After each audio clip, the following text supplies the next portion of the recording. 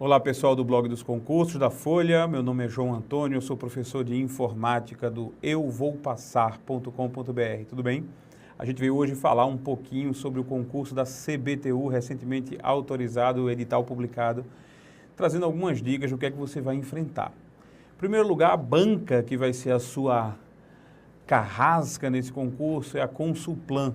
A Consulplan tem um histórico de evolução nos últimos anos, ela começou, é uma banca ainda em ascensão, tá? Não é uma banca das mais famosas do país, mas uma banca em ascensão e prepara provas com um nível cada vez maior, cada vez mais, vamos dizer assim, profissional. Então você vai enfrentar uma banca de uma, vamos dizer assim, técnica, de uma tática apurada para fazer a prova para você, tá? Vocês vão enfrentar provas de múltipla escolha, com 4 alternativas, diferentemente da maioria das bancas que usam 5 alternativas, vão ser apenas 4 alternativas. Isso faz a prova, a questão ficar mais fácil, um pouco mais fácil, que são menos alternativas para você ter que avaliar. Então, o texto para você ler é menor do que normalmente é em outras bancas, tá? Então, as questões costumam ser muito objetivas, as questões costumam ser muito diretas, o que faz com que você não precise temer o tempo. Ah, eu tenho 4 horas de prova. Em outras bancas, talvez 4 horas de prova fosse um problema, porque elas usam textos muito grandes, mas a Consulplan não. A Consulplan traz para você questões mais objetivas, questões mais fáceis, rápidas de ler, não necessariamente fáceis de responder, mas elas são mais rápidas, mais fáceis de ler, tá? Com relação à minha matéria, com relação à informática, o que é que você vai ter que estudar? Bom, a maioria das provas, a maioria dos cargos, tem apenas 5 questões de informática com peso 1. Então, ou seja, vale 5 pontos ao todo na sua prova. Não é um quantitativo de questões realmente muito significativo, não. E você, para passar, precisa, para não ser reprovado, você precisa acertar 50% da prova toda. 50% de informática vai significar cerca de 8% da sua prova. Então, se você não é fã de informática, você pode deixar a matéria de informática de lado? Claro que pode, tá? Não venha com essa também de pensar assim, eu tenho que fazer 100% da prova, eu preciso tirar 10, eu preciso gabaritar a prova. Não é assim, não precisa fechar a prova, não precisa acertar tudo. Os concursos, por mais objetivas, rápidas que sejam as questões, elas ainda têm um grau de dificuldade razoável. E ninguém, pode ter certeza, ninguém nessa prova vai tirar 10, tá? Então, João, eu não queria agora, no tempo que eu tenho para fazer essa prova, é um tempo pequeno, eu preciso estudar informática, mas eu não sei nada de informática. Eu sei das outras matérias, eu estou bem em português, eu estou bem em raciocínio lógico, na legislação e na minha específica lá, informática vai ser o mais sacrificante para estudar. Bom, se é o mais sacrificante, a minha dica é o seguinte, pode deixar de lado.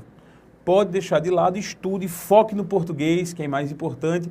O raciocínio lógico tem o mesmo peso que informática na maioria das provas, tá? Mas foca no português e na tua específica, que você já sabe, né? Então, assim, você vai ter um grau de acerto maior nessas matérias e pode garantir, com menos sofrimento, uma pontuação maior. Por que eu estou dizendo para não fazer informática se você não sabe informática? É para dar alguma garantia a você? Não, é para fazer você aproveitar melhor esse tempo que você tem de hoje até a data da prova. Poxa, o tempo é apertado daqui até a prova. Tá? Você vai ter que dividir esse tempo entre as matérias que você conhece um pouco e informática se você não conhece, certo? Então você vai gastar muito tempo, caso você não conheça informática, estudando para ela. Então, a minha dica é esquece, porque ela não vai dar uma pontuação muito grande e foca no que é importante. Focaliza, dá uma atenção especial às matérias que realmente importam, tá? As que você já conhece, que pode garantir um pontinho a mais. Se você já sabe informática, já estudou informática para concurso, você já está acostumado a fazer questões, provas com informática, então dá uma lidinha no assunto, não é um assunto pesado, realmente a Consulplan não cobrou uma coisa muito pesada na sua prova, e aí você vai garantir, no mínimo aí, das 5 questões de informática, 3 eu sei que você vai responder tranquilamente. Aquele aluno, aquele candidato que já sabe uma boa quantidade de informática, já estudou informática para concurso, está mediano no uso da informática, vai acertar no mínimo umas 3 dessa prova, eu tenho certeza absoluta, tá? O que é que vai cair nessa prova? Para a gente finalizar, para resumir, se você decidir por estudar informática, o que é que você vai ter que estudar?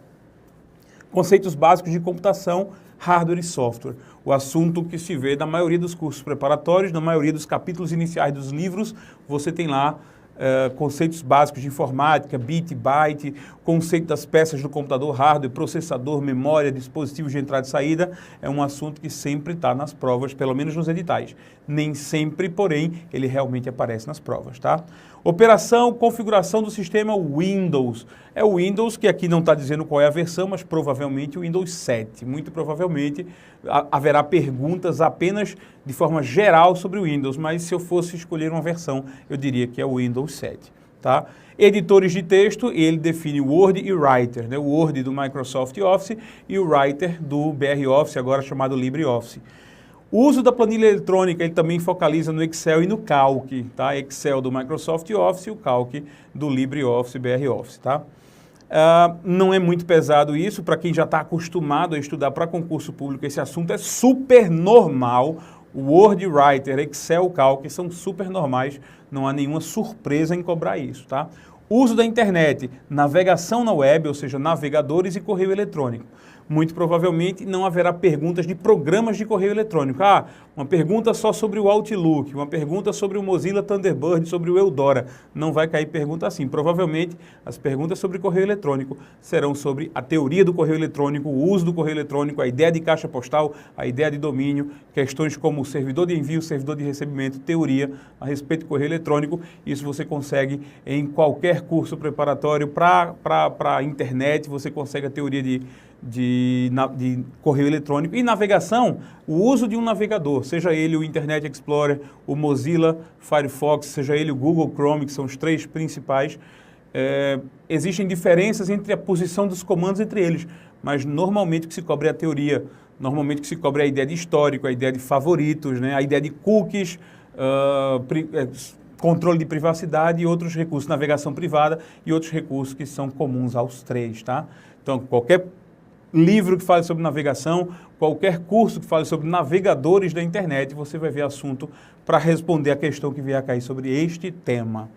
Depois você vai ver noções de segurança da informação, proteção da informação, vírus e assemelhados, é um assunto básico. Não estamos aqui, eu não vislumbro a possibilidade de cobrar em criptografia, certificação digital, assinatura digital, isso provavelmente não vai cair, que é um nível um pouco mais pesado de segurança, mas a proteção, né, os princípios da segurança da informação, vírus e programas maliciosos semelhantes a vírus, são conceitos bem simples que você lendo rapidinho, você consegue adquirir esse conhecimento para responder as questões bem.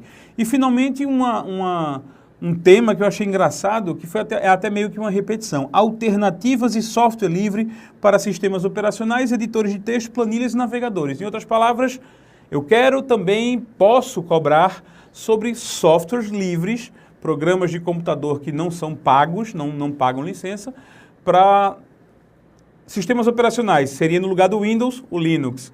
Para editores de texto, seria no lugar do Word, o Writer, que já foi mencionado lá em cima. Né? Planilhas, no lugar do Excel, o Calc, que também já foi mencionado lá em cima.